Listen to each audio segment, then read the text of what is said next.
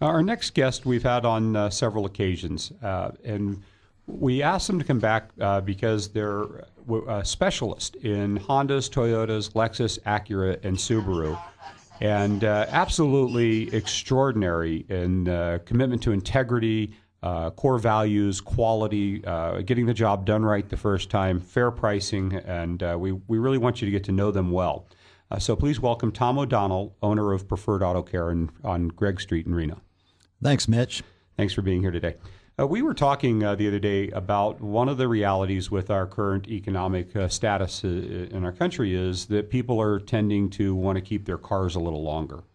And then somewhere along the line, they get presented with a repair bill. And the size of it makes them think maybe it's time now that I get rid of the car. And I wanted to talk to you a little bit about the conversation between repairing and replacing a vehicle. When they get that, there's something you need to know about your car notice. Well, yeah, many times we'll see a car might need 1,000 or 2,000 or even 2,500 or more in repairs. And lots of times they'll say, well, I want to get rid of the car. And sometimes that's not a wise idea, because all of a sudden you go from driving a car to not having a car, and then you have to drop what you're doing, hurry up and get a car, and many times you can make a poor decision buying a car. Well, it also puts you in a position, we talked about this, where you may accept less than the actual value of the vehicle because people will take advantage of the fact that they know that you have this repair and you're just desperate. So you can get less for your vehicle on a trade-in. Then maybe had you put the money into it and made it more valuable and then had the time to make the decision. But let's talk a little bit about that process, because you had a very strong opinion about that. The first thing they should do if they get hit with a significant repair estimate is to look at the whole car right then. To describe why you said that. Well, that's a good idea, because there's nothing worse than putting a couple $1,000s into a car, and then 2 weeks later you need put another $1,000 into the car, and that might be the straw that broke the camel's back. Had you known that before, that might have been the reason to not continue to keep this car. So what type of process are you recommending then? So they get an estimate for $1,000, $2,000, $2,500, and they're on that fence of keeping it or replacing it. What kind of inspection are you going to perform there for them? Well, what we'll do is we'll go over a complete inspection. Sometimes you can't do everything. Like if there's an engine problem and you can't run the engine, you can't check the air conditioning, you can't check the heating. But check the shocks, the struts, the brakes, CV boots. I mean, all the fluids and stuff, and see if there's any other concerns. Okay, and so one of the things we also talked about was in that decision-making process, if they do decide to fix their car, they now have a known vehicle. They know this is what I have, this is what is the present condition of this vehicle. They've known it, they've gotten used to it and comfortable with it. Versus going out and replacing with another used car and then having an unknown risk as well. So they could wind up, replacing the vehicle and then buying a new problem that they're unaware of. And so we had a conversation a little bit about new versus used and recommendations around if they do go used, what type of process you'd recommend. Well, I would definitely recommend a pre-purchase inspection.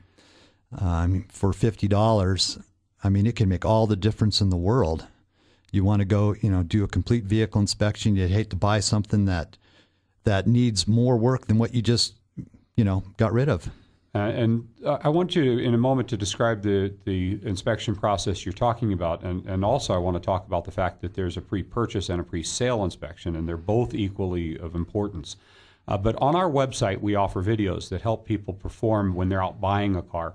Preliminary, and we say that for a reason, preliminary cosmetic and mechanical inspections. And we teach them, as I did in the industry for over 3 decades, the process of a walk-around to accurately evaluate a vehicle as I would have if I was appraising their vehicle on a trade-in. And I put that into a video, and they're available on our website, thecarbuyeradvisor.com. But in those videos, we also insist upon that's a ruling out process, that this is just the process of you eliminating cars that are not worth spending. And by the way, $50 you said for an inspection is half of what everybody charges for it in the community. It's an excellent price. But we still say that you can eliminate cars and not have to pay for inspections on cars that aren't worthy. And then when you think you found a really good one, that you always still want to have a professional third party that you trust inspect that vehicle for you just to make sure. And it could save you, like I said, thousands of dollars worth of mistakes, years worth of discomfort. I concur with your recommendation there. It is absolutely spot on.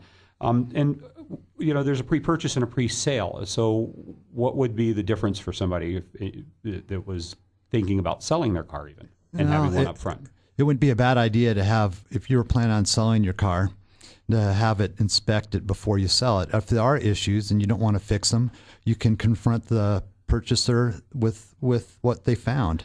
The other thing to think about is it could affect the value of your car. I mean, if your car is immaculate and perfect, you're going to get more money for it than if it needs some repairs. Well, and think about the consumer that's coming to buy your car, and you get to say, look, I have an honest car. And so I had a shop, an independent shop, not one of my friends in his garage, inspect this vehicle, and this is what they found. And if you've got an honest quality car, one, it's going to make them more comfortable with you as a seller, and two, more comfortable with the car, and three, it increases the value of the car because they know what they don't have to spend when they buy it from you.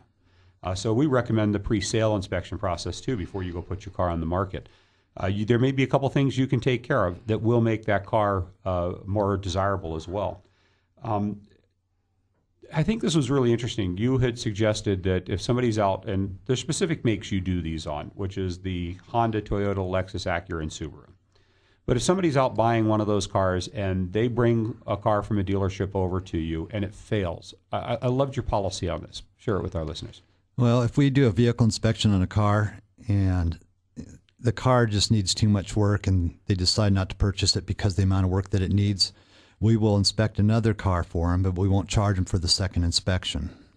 And one of the things that I love about your shop, Tom, and why you're one of our regular guests and we really want our community to get to know you is the level of commitment to quality repairs that you have. And I'd like for our 96.1 FM listeners that may not have heard one of your previous interviews to really get a feeling as to why we endorse you.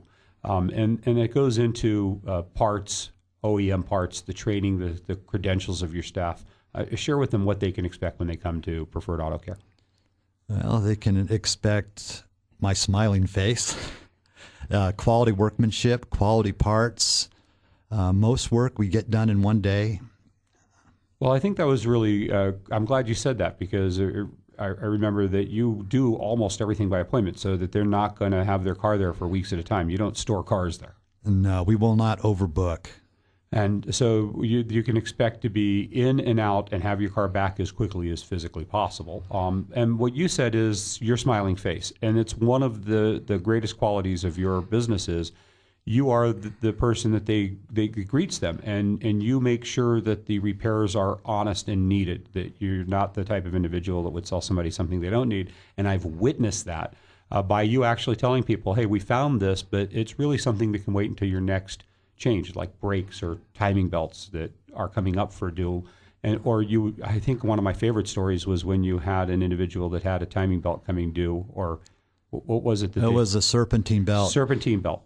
He had a serpentine belt and it wasn't going to break. I mean, we said, well, just plan on doing it next service. But by next service, he was going to have about 85,000 miles on it.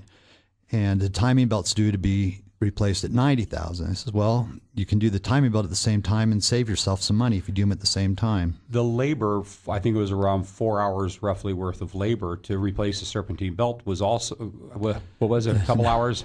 No, it's about a half an hour to do a serpentine belt, but you'd throw away $50 when you're going to, and in probably a couple months, you're going to be doing the timing belt anyway. Okay, so you could do them all at once and not pay the labor twice. Exactly. And you were out there saving him money and also giving him accurate, honest repair costs and giving him the maximum time and use of his money. Right. And not just trying to sell him a repair ticket.